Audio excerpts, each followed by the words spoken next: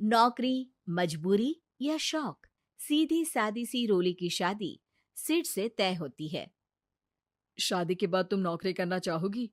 नहीं नहीं, बिल्कुल नहीं। वैसे मैं ये नहीं कहती कि नौकरी करना ठीक नहीं है, लेकिन पर्सनली मैं ये सोचती हूँ कि मैं गृहिणी बनूंगी। हाँ हाँ, क्यों नहीं। गृहिणी बनना भी आसान नहीं है। एक सफल परिवार चलाना किसी देश को चलाने जितना ही कठिन है।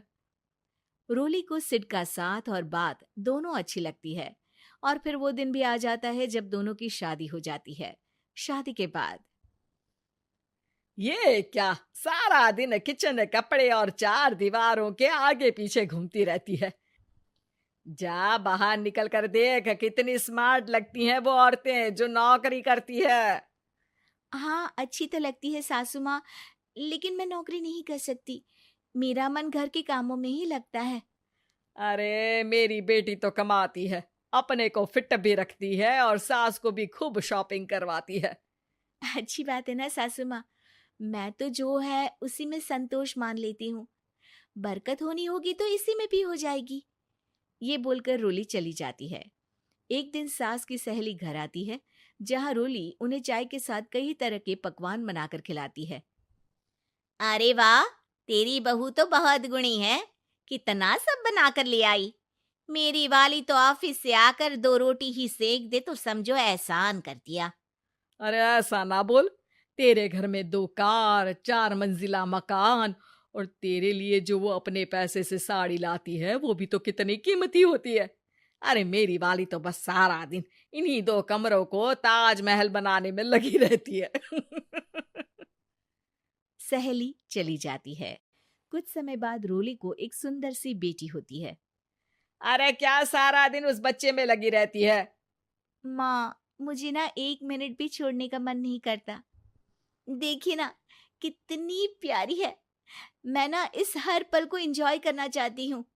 अरे हाँ हाँ, हमने भी बच्चे पाले हैं। हम भी जानते हैं कि कितने प्यारे होते हैं, और अपने बच्चे को बढ़ता हुआ देखना कितना अच्छा लगता है। लेकिन एक दिन अचानक और रोली, एक बहुत बड़ी घटना हो गई। एक शॉर्ट सर्किट से पूरी दुकान जल गई। ओह, अब अब क्या कुछ समझ में नहीं आ रहा कि कैसे घर चलेगा। घर की पूरी गाड़ी पटरी पर लाने के लिए कई साल लग जाएंगे, और वापस पहले जैसे होने में भी बहुत टाइम लग जाएगा। रोली, रोली कुछ सोचती है, फिर अपने 3 महीने के बच्चे को देखती है और कहती है, आप कहें तो मैं नौकरी शुरू कर दूं? माँ मुन्नी को देख लेगी, फिर शाम को तो मैं घर आ ही जाऊंगी। सिड कुछ कहता उससे पहले ही उसकी सास वहां आ जाती है।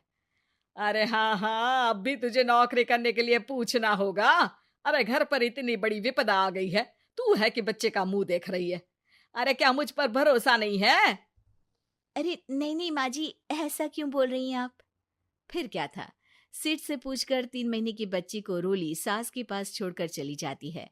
शाम को ऑफिस से आने पर अरे सारा दिन इसने तो चैन नहीं लेने दिया, बस गोदी में ले लेकर घूमती रही। हाथ दर्द हो रहा है। बहू को बहुत गिल्ट फील होता है, लेकिन जब वो घर के हालत देखती है तो चुप रह जाती है। ऑफिस में सहेली कहती है, अरे रोली, तेरी तो बच्ची छोटी है ना, कैसे मैनेज करती है? कैसे मतलब? घर पर रहती है वो अपनी दादी के साथ। ओ यार, कितनी अच्छी है तेरी सास। मेरी सास को जब पता चला कि मैं नौकरी ज्वाइन करने की सोच रही हूँ, वो तो सीधे अमेरिका चली गई मेरी ननद के पास। अच्छा, फिर तू कैसे मैनेज करती है? अरे मैंने तो फुल टाइम मेड रख ली है। ओहो, वो तो बड़ी महंगी होगी ना? हाँ यार, लेकिन कमाई भी तो हो रही है ना। यार, मैं तो कभी अपना बच्चा इनके मम्मी पापा के पास ना छोड़ू। प्यार दुलार में खराब कर देते हैं ये दादा दादी बच्चे को। नहीं नहीं, मुझे अपनी सास पर पूरा विश्वास है। जो मेरे पति को इतनी अच्छी शिक्षा के साथ बड़ा कर सकती हैं, वो मेरी बच्ची को कभी नहीं बिगाड़ेगी। खैर, रोली की इस सोच से उलट पड़ोसियों के बीच हाथ में बच्ची पकड़े रोली की सास कहती है, अरे क्या बताऊं, सारा दिन बहू बाहर रहती है। पहले अपने बच्चे पालो, फिर बच्चों के बच्चे। अरे अपना जीवन तो कुछ रहा ही नहीं। अरे नहाने भी जाती हूं ना तो इसे साथ रखती हूँ। कल को कहीं गिर गई या चोट लग गई तो बहू तो हमारी खाल उखाड़ लेगी ना। अरे ऐसा भी क्या डरना बहू से, नौकरी थोड़ी की है उसकी। अब क्या बताऊं, पढ़ी लिखी लड़कियां हैं आजकल की। चलो चलती हूँ, सब्जी बनाने का वक्त हो गया है। बच्चे आएंगे तो खाना तो बना मिले। सास ये बोलकर वहां से चली जाती है कि तभी रोली ऑफिस से घर पहुंचती है। बाहर पड़ोसियों को देखकर, नमस्ते आंटी जी, कैसी हैं आप?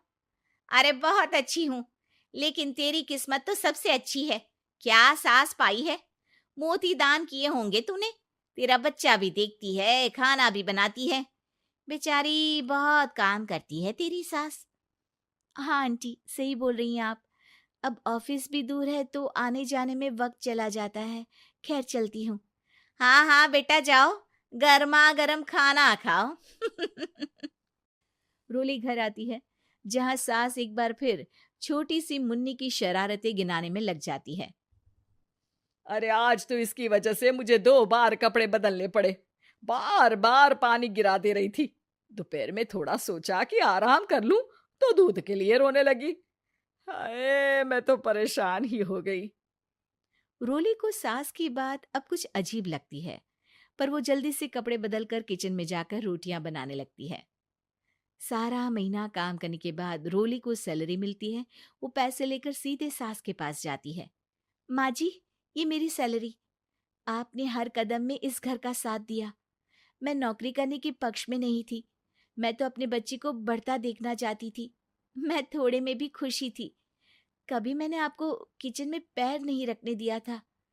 घर की मुसीबत नहीं आती तो मैं कभी इन जिम्मेदारियों को आप पर पड़ने नहीं देती। अब सास समझ चुकी थी कि उसकी गलती कहाँ है। हाथ में पैसे देकर कहती है, मैं पढ़ी लिखी नहीं थी तो पति ने भी कभी पैसे हाथ में नहीं रखे। बेटे ने भी गल्ला संभाला, लेकिन तूने मुझे समझा।